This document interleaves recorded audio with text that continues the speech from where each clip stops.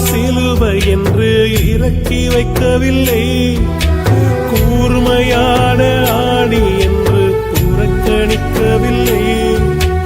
பாரமான சிலுவை என்று இறக்கி வைக்கவில்லை, கூர்மையான ஆணி என்று புறக்கணிக்கவில்லை.